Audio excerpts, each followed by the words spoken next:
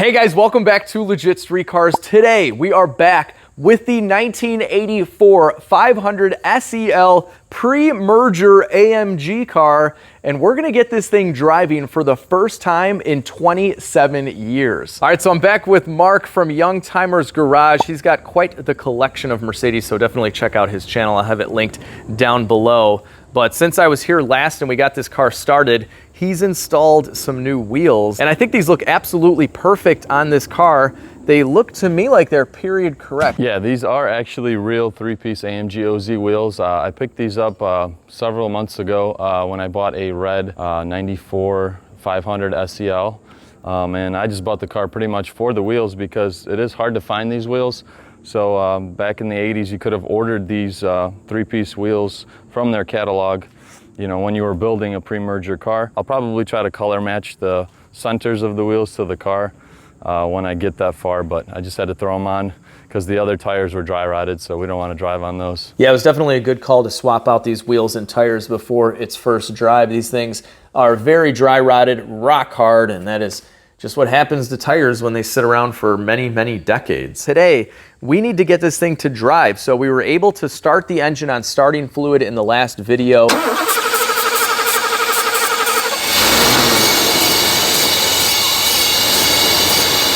Kill it. But the issue is a bad fuel pump. So we have a brand new fuel pump straight from Mercedes, and we have a new fuel filter, some miscellaneous fuel hose as well. Some of the hose down there is not in the best of condition. So these fuel pumps are pretty easy. It's just about as easy as replacing an inline fuel filter because it's just an inline pump. And I'm always discovering stuff with this car, but it has the original rubber or plastic jacking mounts. Those usually are all missing on older cars, and these are in mint condition. So Mark was telling me these wheels are worth over $4,000 now. As you can imagine, it's hard to find this kind of stuff, especially in this good a condition. These things are perfect.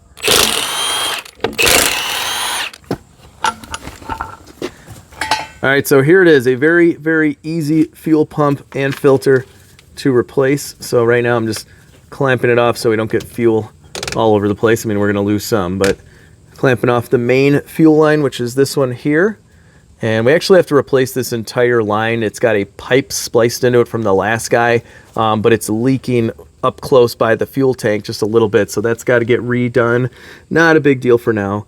And we have the battery disconnected, so with that, I'm gonna go ahead and loosen up some clamps. Actually, first, let's disconnect the electrical connection. And don't drop the little star washer. See these little guys right here? They're always missing. Oh, there it goes. And that's why. These are always missing, and they always make for such a good connection, so try not to lose these. Then we can just slide this wire off. Battery's definitely disconnected, most important part of the job. And then just one more. Little guy's a 7 down there, and then this one's an 8 mil. All right, here we go, star washer. Holding the camera, and I'm not gonna drop this one. Look at that. We're gonna break this free for the first time. You always wanna counter hold. Don't wanna bend anything. There we go. The fuel filter now.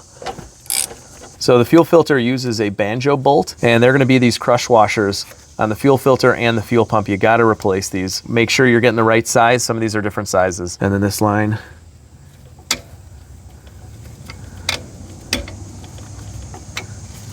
Just slide over like that. Okay, now we have the line at the back of the fuel filter. There we go. All right, one last hose and we are disconnected. And we already replaced this hose in the last video, is leaking. There we go. I'm holding the nut with my finger right now. That's how nice this thing is underneath. There's no rust or anything. It is so nice, such a change compared to everything else I'm working on. And here comes the old pump. And the old filter. There we go. And just like that, we're going back together. This is about a 20-minute job, if that. I'm sure the dealer charges a lot for it, but you guys can definitely do inline fuel pumps and inline fuel filters yourself. It's very easy. It's almost as easy as using keeps, because 2 out of 3 men will experience some form of male pattern baldness before the age of 35.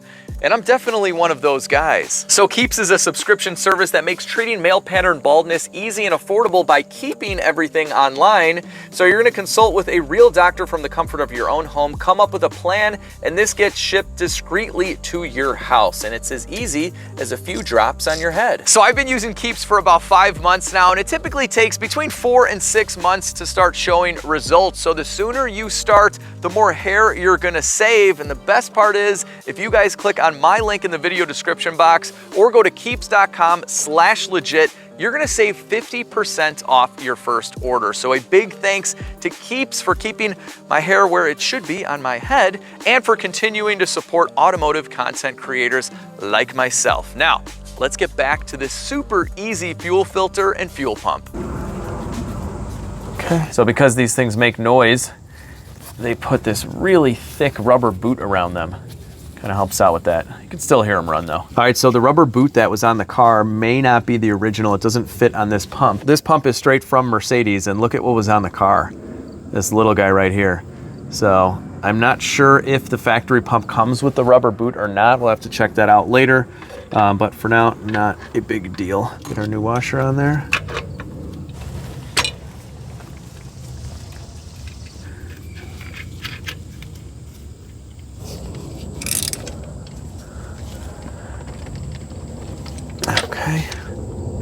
Okay. All right, all the lines and hoses are attached. We replaced a couple with proper fuel hose, although it's red, so it doesn't really look that good. So black fuel hose is on order. Not trying to turn this into a fake AMG car with red hose.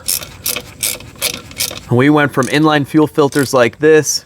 Some cars had in-tank fuel filters and basically fuel filters that you couldn't even replace. These were the easy days. Fuel pump and filter, take you no time at all. We'll make our connections, and these only go on one way, so you can't screw this up. Put on our little star washers. Now don't tighten these too much. You can break the stud off. A little goes a long way. All right, just like that, our fuel pump and filter replacement is complete. Let's get under the hood and replace the relay too. Definitely not a light wheel here. That's for sure.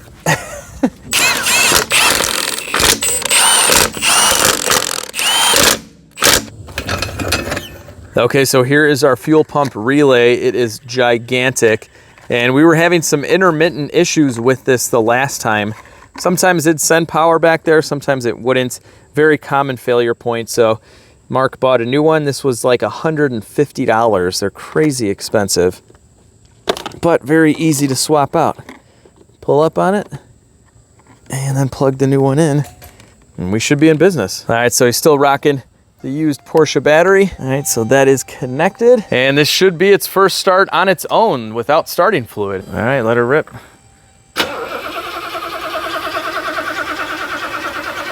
It's kind of weak. And we might need to jump this thing off. It's pretty weak right now. All right, go for it.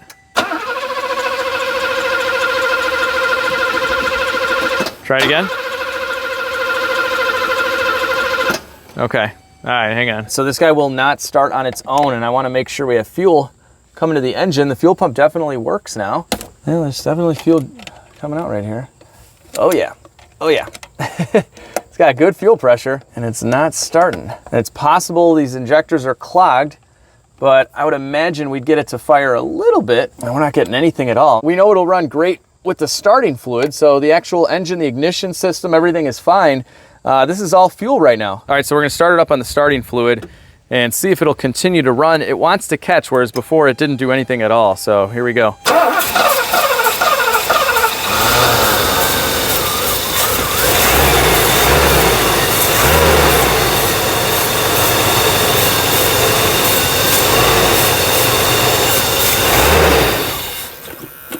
No, it needs this to survive. All right, so at this point, I wanna make sure that we're getting fuel at the fuel injectors because we know we're getting it at the rail. And then by cracking one of these lines, yep, we got the fuel right there. We know that the injection pump and everything is working to a certain degree. Fuel is coming to these fuel injectors. It's possible these are all just clogged up from sitting for almost 3 decades. I'm going to be tapping on the injectors just very gently, just like that, kind of sending vibrations through the injector to see if we can clean up the seat And sometimes you can bring these back to life. So we're not going too crazy. And this might just be enough to unseat the garbage that's clogging up these injectors. These fuel injectors were not the best at atomization. This is the very beginning of fuel injection. I mean, it's still mechanical. But yeah, this should fire. This should fire. Even if it's dribbling down there, these weren't the most precise injectors to begin with. So I'll give them a few more whacks here. And I bet you this will catch just a little bit. Yeah. All right, try it now.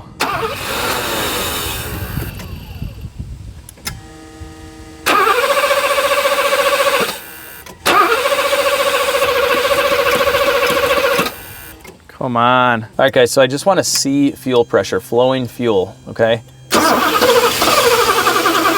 And see this right here? This is completely loose. We're not getting any actual fuel to the injector. Even though we had some residual fuel pressure there, we're not really getting any fuel flow. So it might have just built up a little bit of fuel in the line and that's it. And I don't have a ton of experience with this, but I have to verify that we're getting fuel in and out. So I'm gonna start disconnecting some lines here. And basically we're tracing the fuel backwards to see where it's not flowing out of. All right, so right now I'm gonna crack this line here and we have good fuel pressure right here. Now I wanna see this flow. So go ahead, Mark, and crank the engine. Launch the fire. All right, go ahead and crank it, Mark. Oh, try it. Try it again. Look at that, it's running. It's alive, it's on its own fuel system. And we definitely have fuel flow right here. And then it dies out. When I create a fuel leak at this line right here, the engine starts and runs. As soon as I tighten this up, it's just dead, like an on-off switch. Okay, I wasn't really expecting that, but we've definitely found something. We gotta trace this line, and I can already see it's got two. It's got a big one and kind of a smaller line going right here. Okay, so we have to figure out what this guy does. When we make our own fuel leak, this engine runs. And that line goes right here. And it looks like we have an electrical connector. This is some kind of valve, some kind of fuel valve. When I started as an apprentice in 2003, we didn't see any of these. And 1984 was ancient. It was long at the independent shop by then. So we had a couple old timers that would work on these, but not me. I never really worked on these much. I've adjusted the lambda here. You can adjust the air fuel with, I think it's like a 4mm Allen. So I might play with that, but we have to figure out what's going on with this valve. It's possible that this is something to do with the return. And it's not returning back to the tank, something along those lines. But anyway, it runs on its own fuel system, but only with a huge fuel leak, which isn't gonna work. All right, so we found out that this is a warm-up regulator. I guess it has something to do with adjusting the amount of fuel that's at the top and the bottom of the central injection pump. So what I wanna see is if this regulator is working. I've already tried disconnecting it. It still won't start. And it looks like we have the fuel possibly going in this side, and then it's got one more line that goes all the way around back up to the central fuel pump here. So I'm gonna crack that line and see if I can make this thing run again. And then we're just gonna keep on tracing it back to see if it's getting its fuel back to the central fuel pump. It's possible it's not. All right, Mark, I've started the leak, so go ahead and see if it'll start. Woo! Try again. Try again. Okay, I think it'll start. I think if we made a big enough leak, it would start again. I just didn't make that big of a leak, so let's do this. This is where that little line ends up. It's got a little bit of a leak here too, but I'm gonna crack this loose. Wow, so it's got plenty of fuel right there. All right, so Mark's got a friend that's worked on these before, and he had mentioned that we can actually tap this pin down, and that might free up the gunk. That's actually a way of adjusting it. So I'm just gonna do this very lightly. I swear, if we end up fixing this car with a hammer and a punch, it's gonna be nuts. All right, let's try it again. It went down a tiny bit, this little pin.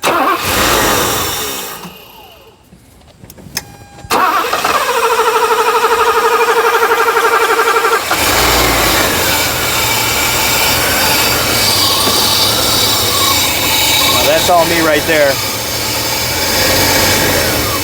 So yeah, it'll die, okay. This is actually affecting the fuel. I mean, we're obviously bringing air in this way, but by me pushing this down is injecting fuel too. So I was able to do that. I don't believe tapping this did anything at that point. All right, try it again, Mark.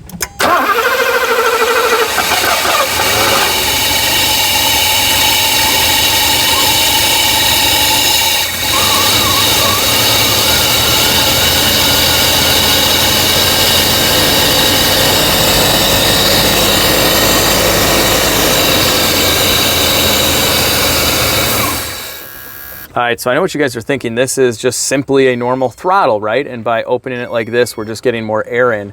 And that is not the case. Mark, go ahead and floor it. See that? That's how they function. So you won't actually see this go down with the pedal unless the engine is running. By me pushing it down like this, there's actually a ton of resistance. And you can hear that. See, right now there's not. It's got to pump back up. See that? Right now we're injecting fuel just by doing that. That's how I was able to get it to run.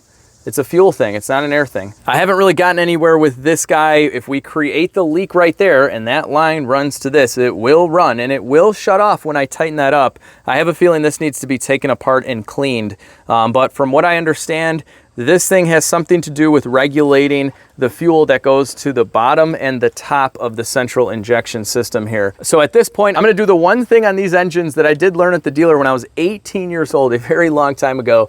And you can adjust the air fuel mixture right here with a 3mm Allen. Okay, and I think it was clockwise to make it more rich, counterclockwise to lean it up. Someone's been in here before, I can tell. There are some scrape marks in there, and I remember there used to be a little ball in here that you'd have to drill out in order to adjust this because the factory didn't want you to mess with it.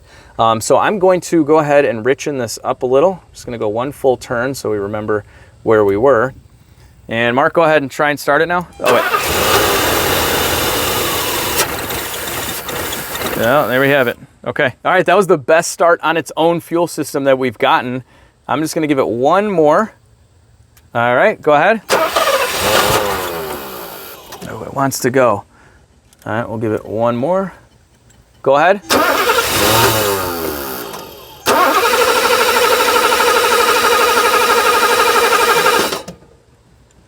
Try again.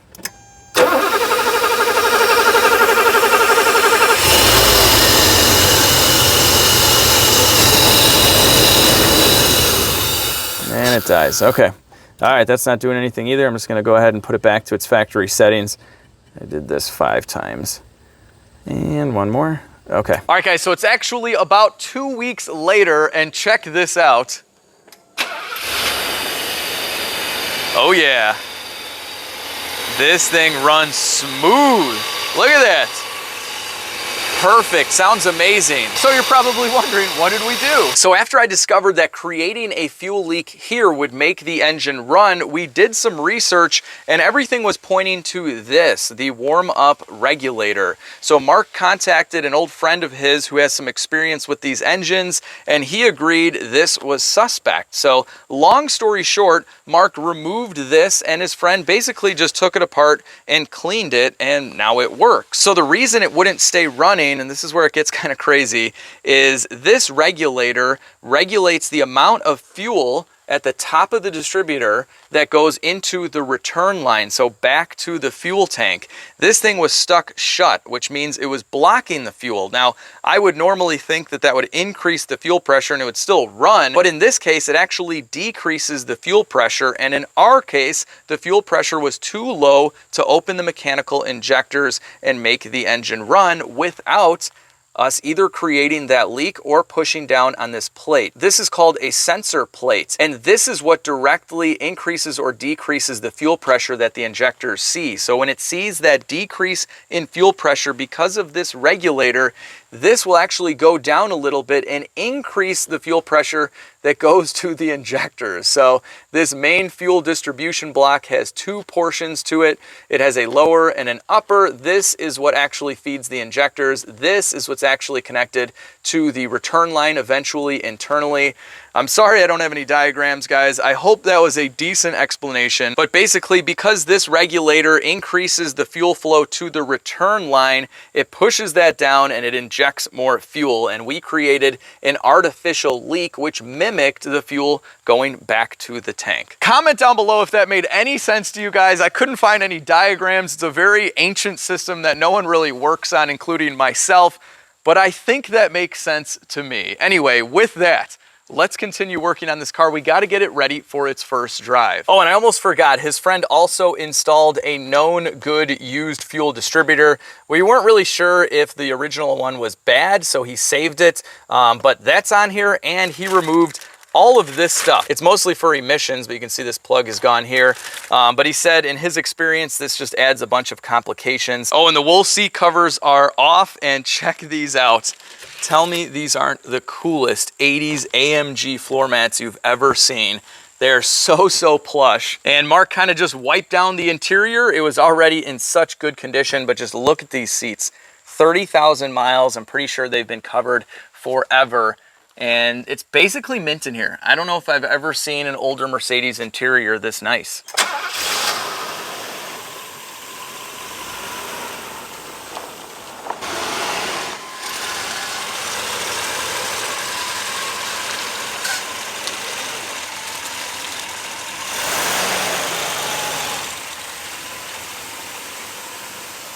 All right, so because this car hasn't been on the road in about 27 years, I want to go around and replace a lot of stuff, mostly fluids, but we have some hoses here that are feeling a little harder than I'd like, and we're going to start off with a coolant flush. I might need a new cap as well. There we go. Okay. All right, so couldn't find a drain on this radiator. We're going to replace this hose anyway. So let's just go ahead and get Mark's garage floor messy. Oh yeah, look at that. Look at that precision, Mark. There's only about a half gallon on the floor. It's not bad. This coolant looks really good though. Really good. We probably didn't need to do this, but I didn't like the hoses. They're too hard. All right, so I've drained most of the coolant with the car level. Now it's jacked up. We're gonna take the wheels off and see what kind of brakes we're working with. All right, so as to be expected, you know, they've just been kind of sitting around for a while, so they're rusted. There is a lip on the rotor. The pads have pretty good life, so we'll see. We'll see if we can get these parts. I think it'd be okay to drive as is, but if we can replace them, might not be a bad idea. All right, lower radiator hose is out. Get off. There we go.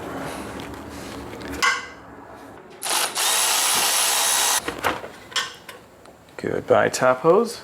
All right, so Mark went out to try and find a thermostat. I'd like to replace that while we're in there, but we are kind of at the mercy of the local auto parts stores for now, so I'm trying to get as much done as possible. So while he's out, we're gonna flush out this nasty, really old brake fluid. Okay, so I already did the right rear, and for a car that's been sitting around forever, these bleeder screws are just too easy. Look at that. And Mark has an air compressor, so we can do this the easy way. Flushing out nasty brake fluid has got to be one of the most satisfying things. Look at all this nasty fluid. Get out of here. Ew. So bad. It's probably absorbed so much moisture over the years. And look at this brake fluid. So much better. And you know I got to clean up this reservoir too. Makes all the difference in the world. It's basically just like we went back to 1984. All right, so Mark said he found a thermostat and gasket, so I'm gonna go ahead and start taking this apart in hopes that the auto parts store person got the right part. And it includes a gasket as well. We'll see. Okay, let's get this party started by taking out the oil dipstick tube. And I'm gonna disconnect some sensors here. It looks like we have two coolant temperature sensors basically right next to each other. Weird. Let's get this harness out of the way and remove this hose.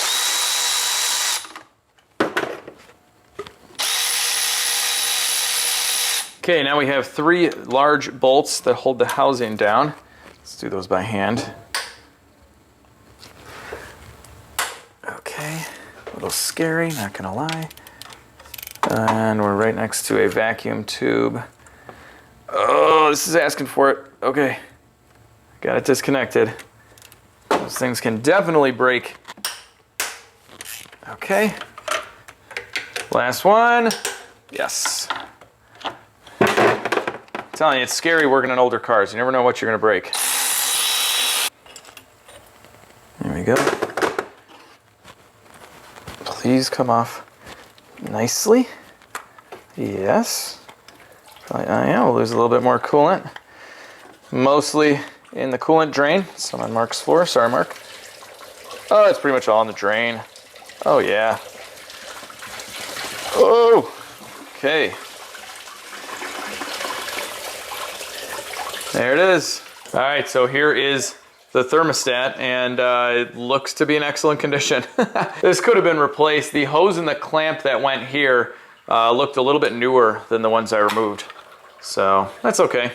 It's better to know that this is in good shape than to have a failure later down the road. And we also were able to drain a lot more coolant. All right, next up is the differential. So I'm gonna open up the fill plug first. So you don't wanna drain fluid out and then this gets stuck and then you're screwed. Like right now. All right, this thing is stuck, but I think we just need a little bit more leverage and we'll be okay. Come on. Okay, got all my fingers. That was a close one there. Okay, so that's good. Now we're gonna try the drain. And it's very important on these cars that have been sitting for decades to check, at least check the differential fluid, because if it has even a little leak like this, it doesn't look like much now, but over the course of, 30, 40 years, it could leak out to a dangerously low level. Let's see if I can not smash my fingers. Oh, that one's nice. Good deal.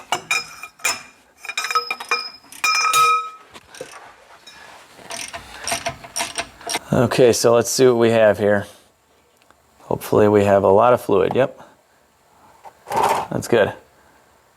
Yeah, I've seen these on the older cars basically just dribble out a couple drops and that's it. So had you taken it for a ride, you'd have been in big trouble, like my Jeep Grand Cherokee. Not even that old. I think it had been sitting for about 5 years, bone dry because of a pinion leak in the back. So this fluid doesn't look dirty. Nothing really concerns me here. These are open differentials anyway, so they're not that sensitive to fluid changes. They don't need any additives, anything like that. And actually, this will drain out even easier if we take this fill all the way out.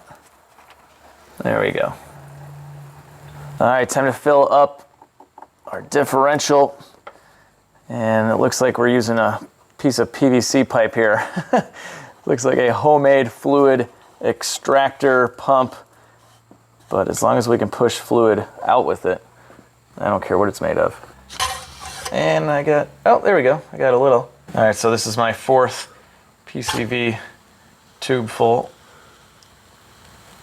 or PVC. Sorry, I'm a car guy. PVC. I was gonna correct you. Most people get that wrong the opposite way. All right, number 5 going in. There we go. Right there. That's it. All right, cool. Don't want to overfill these either. There's no need. So I'll let this drain out a little bit. And right about there. That feels good to me. Cool.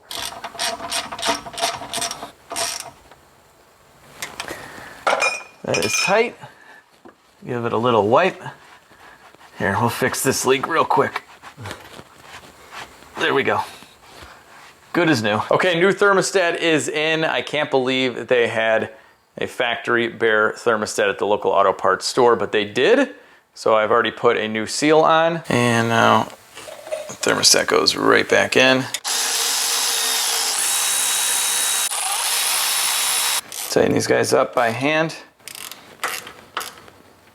Good. Okay, now we just have a vacuum line, an electrical connector there, a temperature sensor plug there, another one here, and our little baby ground wire. Put on our hose, and we're done with the thermostat. And we are done with the thermostat. As if this fuel system couldn't get any more weird, this is a gigantic AC line, and these are the 2 main fuel lines. The fuel lines run through the AC line, so the fuel is cooled by the air conditioning system before it enters the engine. And I highly doubt they did this for an increase in power. You can get a little bit more power by running cooler fuel. I'd imagine they had a vapor lock issue back in the day, and they had to add this system because they were experiencing some drivability issues during the testing phase of this M117 engine. So with all of those metal fuel lines underneath there being obviously right next to the engine, it's possible that they got so hot that it would turn the fuel into a vapor and could cause issues with running and starting and whatnot. So they cooled the fuel off. I don't know, 126 guys, is that why they did it? Have you guys experienced a car where the air conditioning system doesn't work and the engine runs poorly? I'm very, very curious on that. This auto parts store that Mark went to find all the hoses has got to be so happy. These have probably been sitting on their shelf for like 20 years, and someone finally came in and bought them. They can get them out of their inventory list now. And so far, they all seem to be the right hoses too. Yeah, this one's not too bad. Okay, I got the bottom hoses done. Now, let's replace this upper hose. These old Mercedes clamps are still rock solid. Probably better than any of the clamps we would get at the auto parts store right now. Okay, fresh coolant going in this 126 chassis pre-merger AMG. Some of you guys in the last video were wondering what pre-merger meant. Well, it just means that it was before Mercedes and AMG officially had a relationship. So the first official AMG Mercedes car was 1995 with the C36. So anything before that was considered a pre-merger car. AMG was just a separate tuning shop. It was just a place that you would send your Mercedes to, and they would soup it up.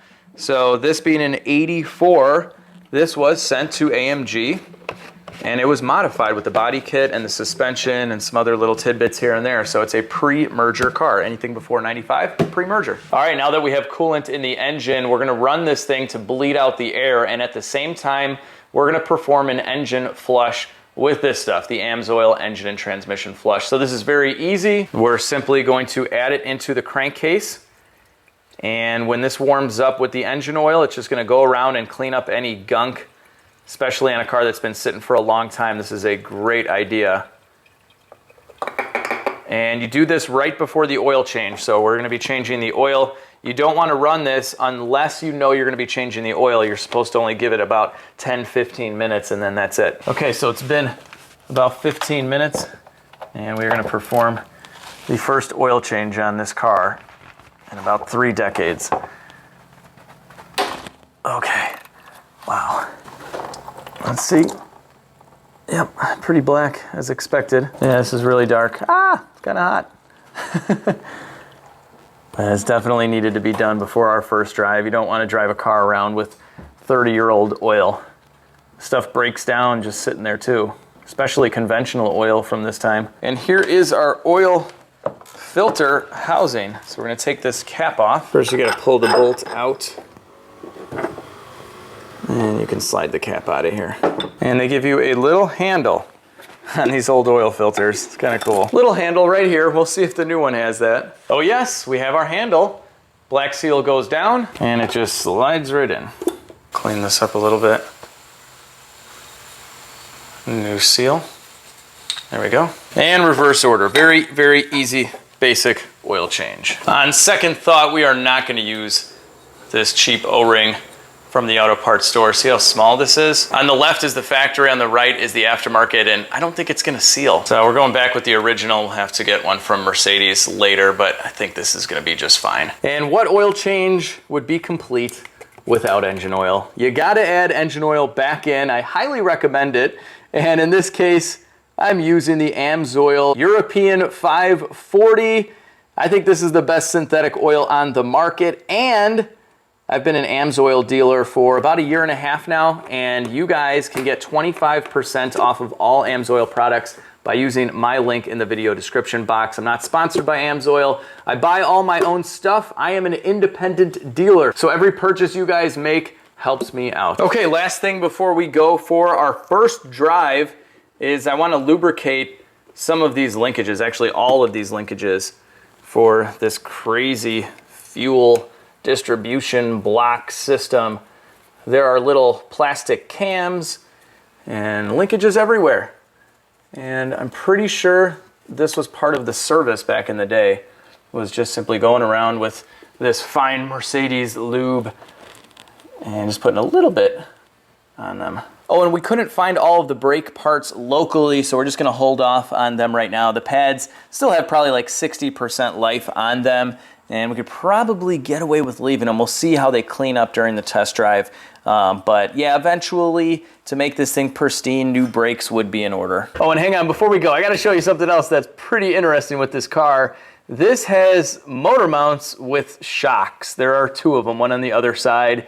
This thing was just all about luxury and the ride, so the engine got its own shocks. All right, so I've cleaned myself up, but my clothes are still pretty gross, so we have plenty of protection on the seat, but I just want to show you something here. Everything, including those engine mounts, are about comfort. Look at this. When you get in, this is normal. This is how they are. So cushiony, it's ridiculous. All right, here we go. Beautiful. Look at that start. Wow, this is nice. Smooth as glass in here. You can't even tell the engine's running. And these power seats are really fast. Look at how fast these power seats are. Safety first. Look at that. Nice click right there of the seatbelt. God, even putting it into gear, it's so smooth. There's like no resistance. Mark just picked up a C36. So the first year of the merger with AMG right there. Thing looks really nice. I had a C43, a 99, so same body style, but with the V8 engine. I bought it for $200. It ran like a champ. All right, here we go. First drive. Oh, it's too nice. Beautiful shift. Oh, man. Wow. It's not the fastest car in the world, but it's one of the smoothest. The brake rotors are pulsating a little bit, not too bad. Like I say, the steering's tight though. This is just like a nice quarter throttle, gentle. Look at this, transmission. Perfect, like butter. All right, you guys wanna see a whole shot? That is all the way down. Wow. That's bad. Okay, that's 60. That was like 15 seconds. I'm thinking that maybe the fuel linkage might need to be adjusted. That did not feel like wide open throttle. If you guys own one of these cars, are they that slow? They can't be that slow. Oh, we got the Whistler on and this thing still works. I'm hoping it'll kick off here. If it picks something up, it just goes crazy. Oh, what did you find, Whistler? So it might not be the fastest thing in the world. It's kind of just a big floaty boat, and the steering is just on point. It's in great condition. There we go, there we go. Whistler's telling us we're driving by a school, apparently, because there are no cops anywhere around here. But that is an old school radar detector. They are pretty annoying. This thing is too cool. All right, just giving everything a final look. We're gonna have to add a little bit of coolant there. The oil filter housing is not leaking, so that's good. No coolant is leaking. Our brake fluid is still full, so everything is good to go on the 500 SEL. But check out what else Mark has in the garage. He recently acquired the C36 and a Cosworth 190E. You guys aren't gonna believe the mileage on this car. Just take a look. Take a look. I might have to dedicate an entire video to this guy. Comment down below if you want to see more. But look at how mint this is. It's just perfect. Unreal. It's like right off the showroom floor. The body lines are absolutely mint. Look at the interior. Look at the seats. Look at the seats. A little bit of wear there. Okay, that's it. But wow, amazing. The dash isn't cracked. These are manual. You never see manual Mercedes. And this is unbelievable. Look at this, 280,000 kilometers. So whatever that is in mileage, it's still a ton. It is still way more than I would have expected after seeing the car for the first time. So it has the factory Recaro seats. You guys got to see the engine. This is a very, very rare car So this is a 16 valve, 2.3 liter 4-cylinder, and these things rev up really high. Mark, what do you shift this car at? What's the red line? 7,000. 7,000? Wow. Yeah, it's pretty cool. All right, with that, I hope you guys really enjoyed bringing this pre-merger 1984 500 SEL back to life after 27 years of hibernation. I had a blast working on it. Naturally, I had fun driving the thing too. I can't wait to get my hands on that Cosworth, and you guys should definitely be checking out Mark from Youngtimer's Garage. He is obsessed with old Mercedes, and he's got a bunch of content on his channel and on Instagram. So I'll link all of that stuff down below. I'm about to get eaten by some country mosquito bee hybrid or something, so before I get bit, give this video a like, share the video, subscribe if you're new, check out Mark. Most importantly, have an awesome day. I'll catch all of you in the next video.